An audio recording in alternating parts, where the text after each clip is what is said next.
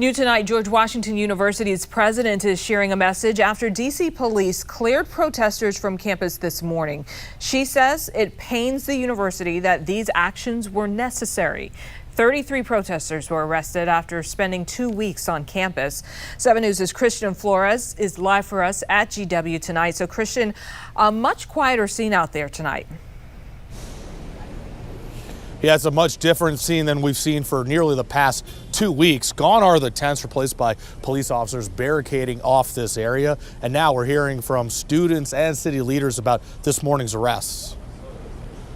The clashing of GW protesters and police quickly evolved into demonstrators washing pepper spray out of their eyes as officers cleared out the encampment, arresting more than 30 people. We will not lose eyes of our compass in Palestine.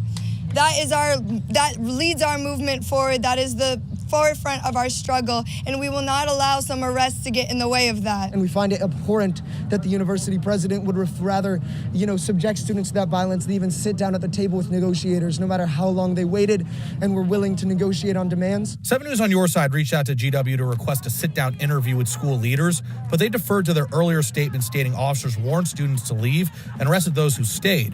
MPD Chief Pamela Smith and Mayor Muriel Bowser defending this morning's arrests. Over the past few days, we began to see an escalation in the volatility of the protests at GW. And our responses to demonstrations is always rooted in public safety. I went to the encampment, the protest, just a few days ago to see it for myself, to see was it peaceful, was there any anti-Semitism, what was the nature, and it was calm. D.C. Councilmember Robert White tells 7 News he was taken aback by this morning's arrests, but points to the timing of all of this. The demands were pretty reasonable, and so I was surprised that the mayor sent an MPD to clear it out. I think the timing was convenient to avoid a difficult congressional hearing, but here's the reality. College campuses are supposed to be a place where we're having difficult conversations. That congressional committee hearing, where the mayor and police chief were set to testify, was canceled after the encampment was cleared.